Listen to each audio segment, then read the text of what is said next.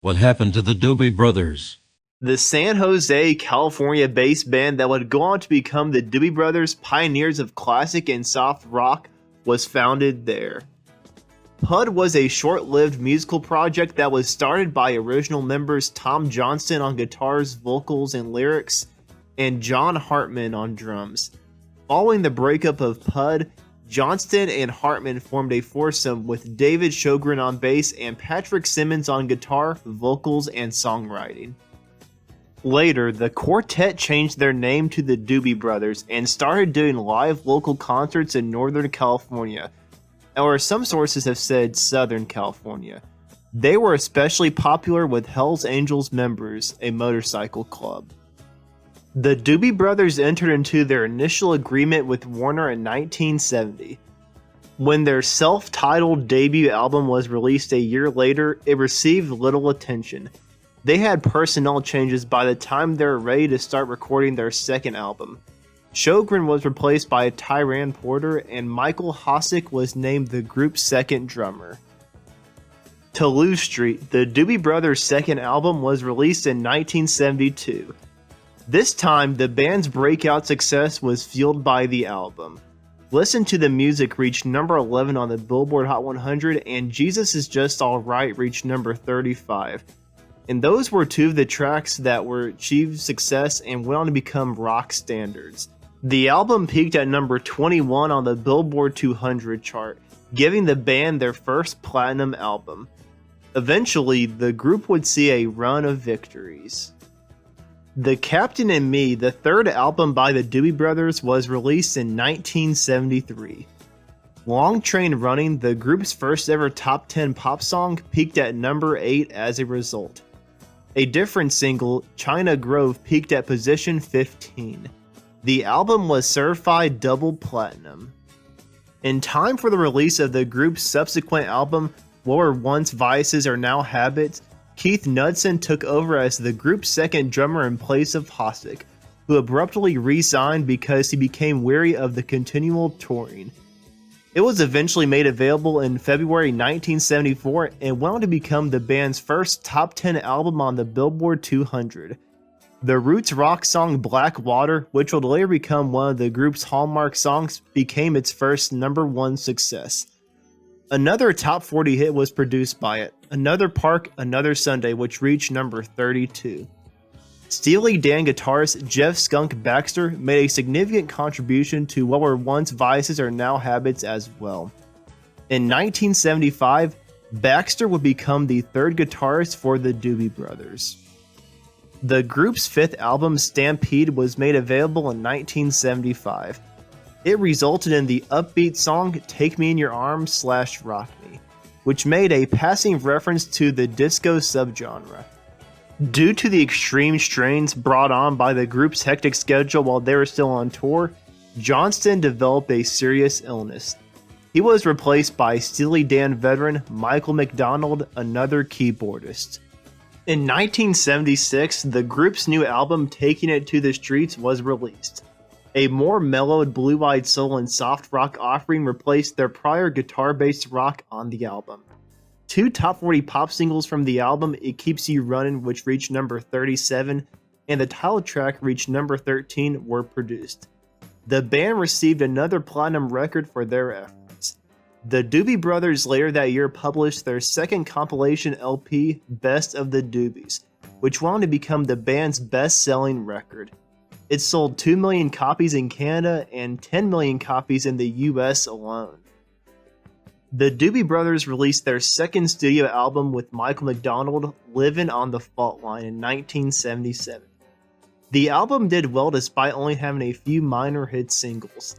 Johnston left the band to pursue a solo career after already recovering from his bleeding ulcer. The group issued Minute by Minute in 1978.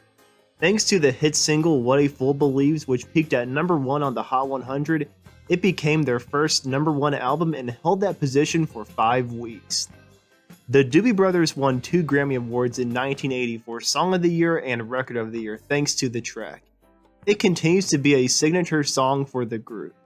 With the addition of saxophonist John McPhee, formerly of the band Clover, and Cornelius Bumpus, formerly of the band Moby Grape, the band underwent yet another shift in personnel.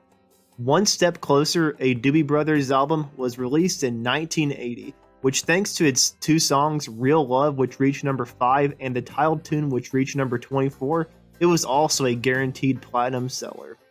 The Doobie Brothers announced their breakup at the beginning of the 1980s, and their farewell tour in 1983 was captured and released as a live CD under the name simply Farewell Tour.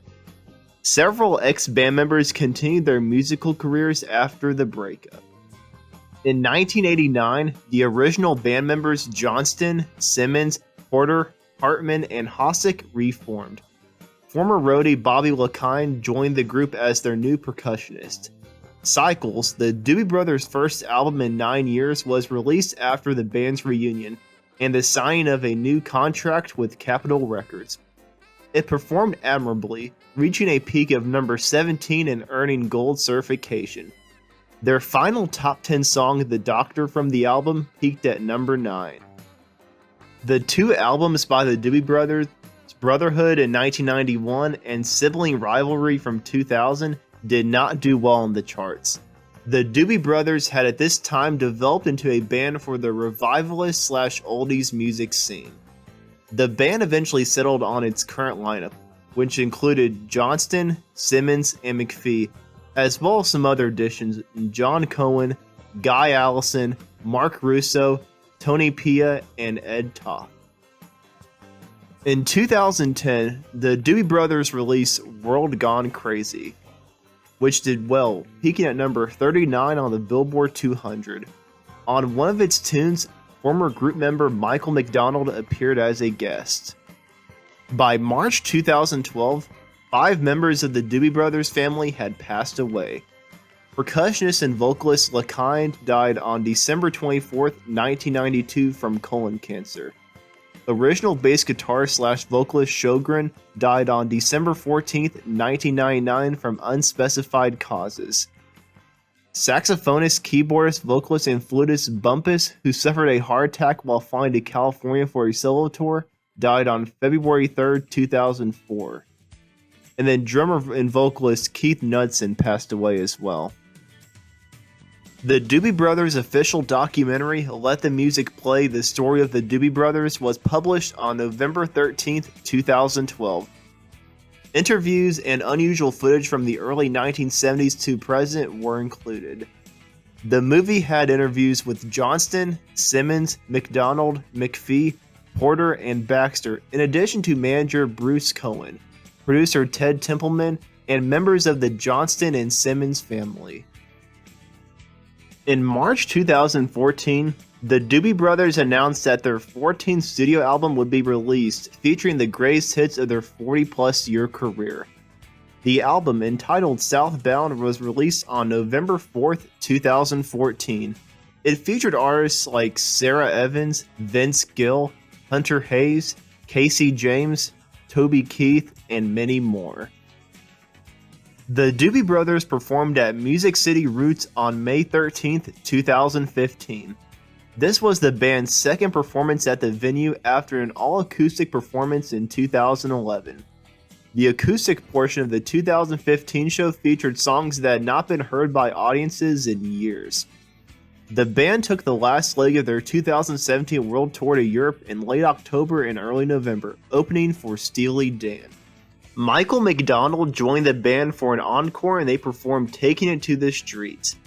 At the end of the concert, Simmons announced that Michael McDonald would rejoin the band and participate in the band's 50th anniversary tour. The concerts were recorded and subsequently released as a live album on June 28, 2019. The Doobie Brothers were one of the 6 groups that would be inducted into the 2020 Rock and Roll Hall of Fame. Induction included living members Tom Johnston, Patrick Simmons, Michael McDonald, John McPhee, Tyran Porter, John Hartman, and Jeff Baxter. The induction ceremony was originally scheduled to take place on May 2, 2020 in Cleveland, but was postponed to November 7th due to the COVID-19 pandemic. On August 6, 2021, The Doobie Brothers released the EP of 4 songs that would eventually be featured on their 15th studio album. These songs included Johnston's Don't Ya Mess With Me and Oh Mexico, along with Simmons' Better Days and Cannonball. After just over 18 months of not being able to tour due to the COVID-19 pandemic, the band, along with McDonald back in the fold, finally began their 50th anniversary tour at the Iowa State Fair on Sunday, August 22, 2021. The first leg of the tour concluded at the PPL Center in Allentown, Pennsylvania on October 29, 2021, and the second leg began at Palm Beach, Florida on June 2, 2022.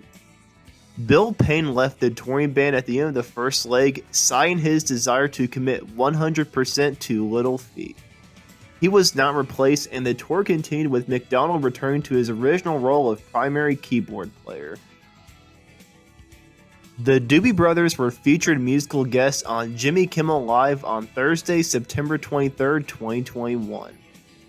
On October 29, 2021, the band released Liberty, their 15th full-length studio album and first album of original material in 11 years. All of the tracks on the album were co-written with John Shanks. Shanks is known for his work with Bon Jovi, Sheryl Crow, and Melissa Etheridge, to name a few. And that's what happened to the Doobie Brothers. Thank you for watching, and like and subscribe if you haven't already. And let me know, give me a fact that I failed to mention about the Doobie Brothers. And in a short coming up, I will mention the 5 most interesting facts that I found that I didn't mention in the video. Thanks again for watching, and I'll see you in the next video.